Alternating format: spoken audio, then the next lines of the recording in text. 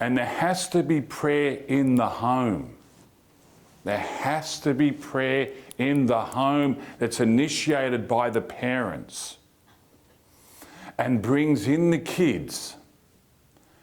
And let me tell you something, every day. I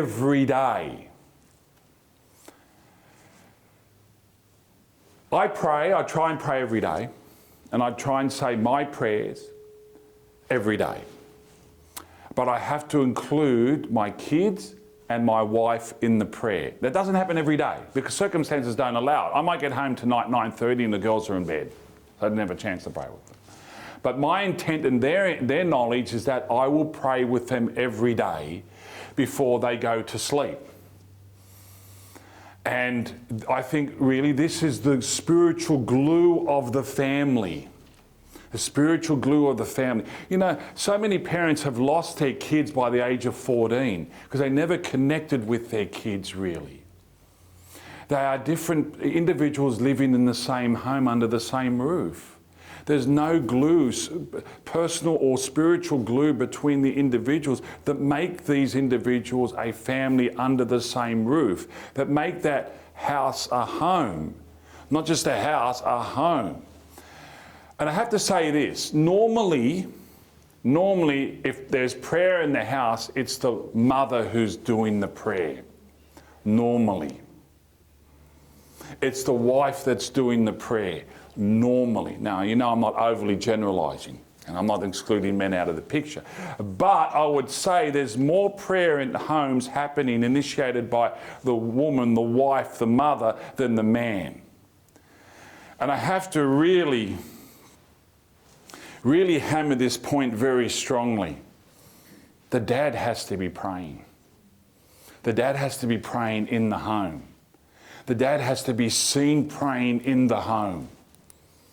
Now, I say this from personal experience, and I take a risk in saying it. My dad was a good man.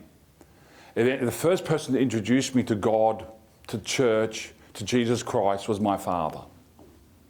But I never once saw my father pray. I never once saw my father on his knees. Not once in my life. I saw my dad go to church, here at St. Charbel's, and St. Maroon's, and Our Lady of Lebanon. And he believed. I saw him read books. Funny thing, he read Jehovah's Witness books because his younger brother had become a Jehovah's Witness, and he was violently against that. So I remember when I was 5, Jehovah's Witnesses coming over our house. Okay? And I am not judging my dad. I have no right to. I know he was religious, and I know he was a believer. And when I did very badly in my HSC, I didn't get the mark I wanted. I went to Punchbowl boys, that explains why. But he came up to me and he said, "Don't worry, Robert. The only thing that matters is Jesus. Nothing else matters." They gave me some consolation at the time. But I never saw him pray. And I think a lot of families lack the punch with their boys in delivering the faith to their boys because the dad's missing in action. See, one thing I know about teaching in this school, when I was here for those 16 years, generally the girls were smarter than the boys, generally, with some exceptions. The boys were mostly, with some exceptions, looking to be footballers, tradesmen, business people. Fantastic. You know, concreters, tilers, carpenters, you know, builders, you name it. Excellent. Lovely. To reach those kids, to reach those boys, you can't present a religion that's overly feminized. That's just about Mary and the rosary and religious pictures that look like something, you know, baby angels. That's not going to appeal to them.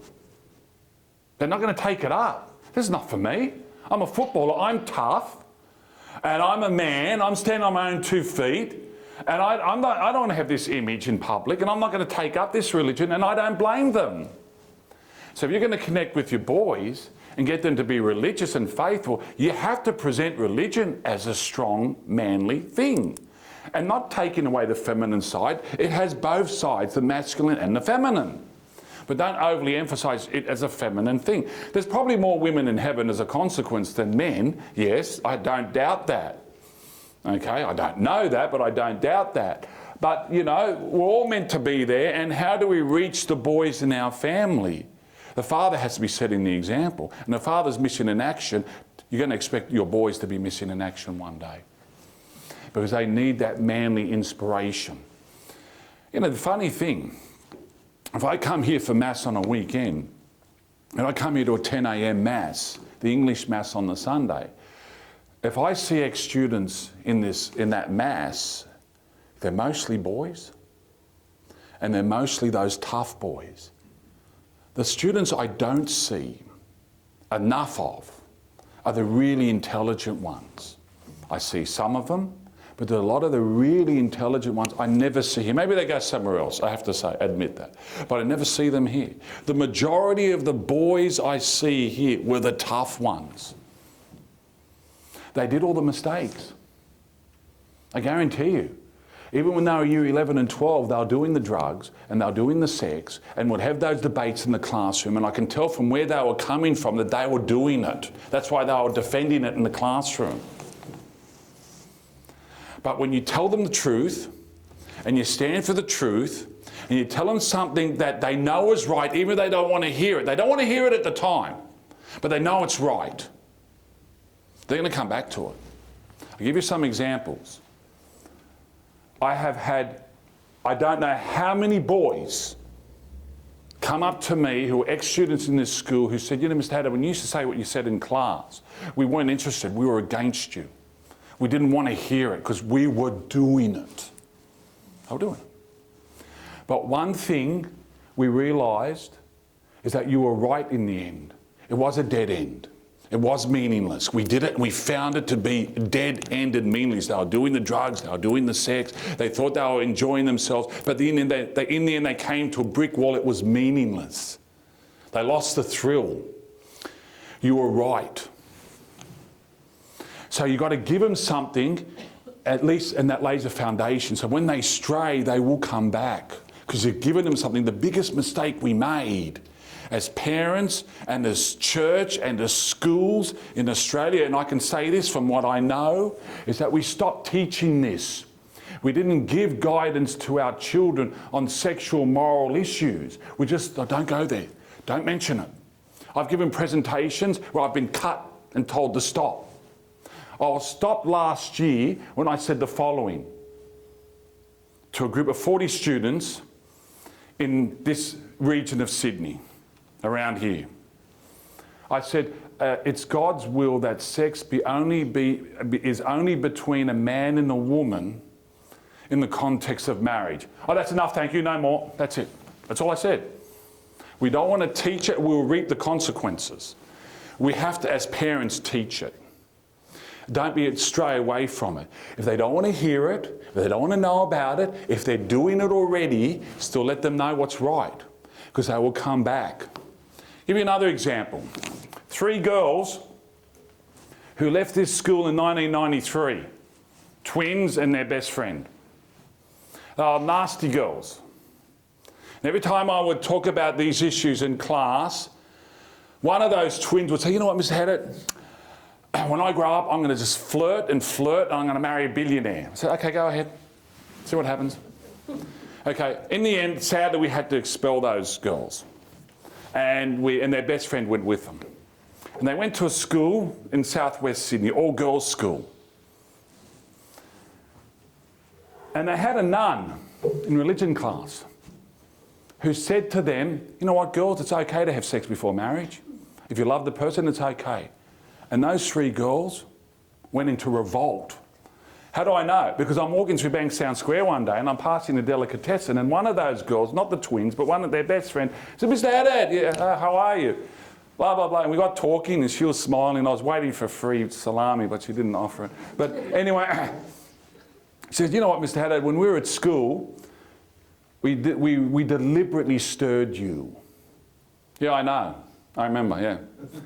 And, and when you talked about marriage and relationships and sexuality, we always wanted to argue against you. But let me tell you something. We went to this other school, starts with D. This other school starts with D. 2 words, DR, right?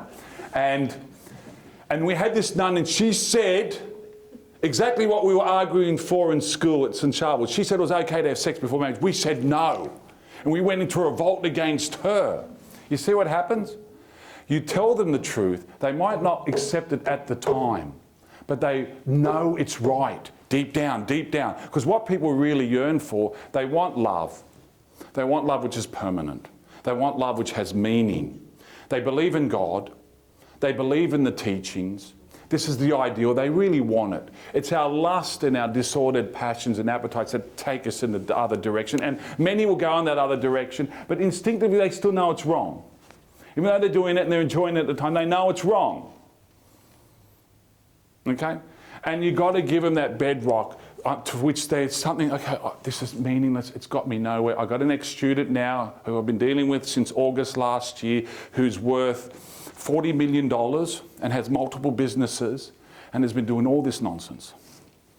All this nonsense. All the sex, all the drugs, drug habit, $3,000 to $10,000 a week drug habit.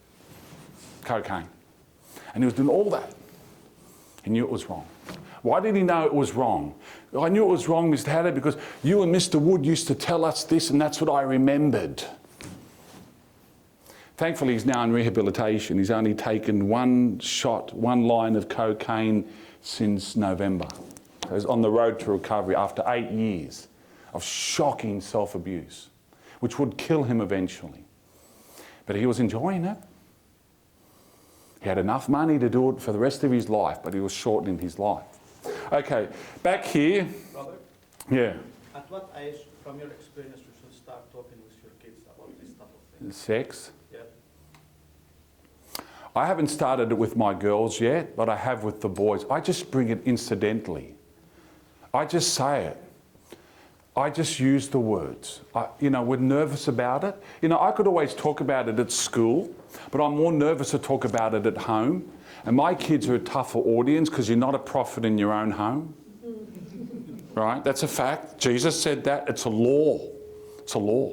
So how old is your kid? My boys are 16 and 17 now. But I talk about it with them.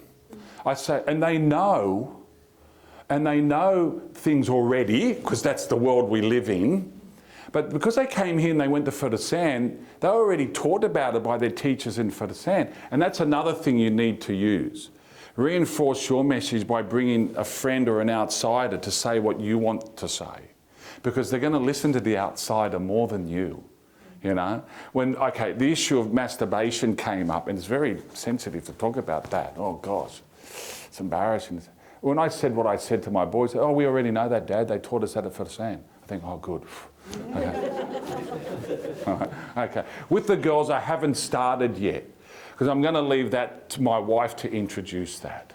Because they're girls. My wife, you know what? I hardly ever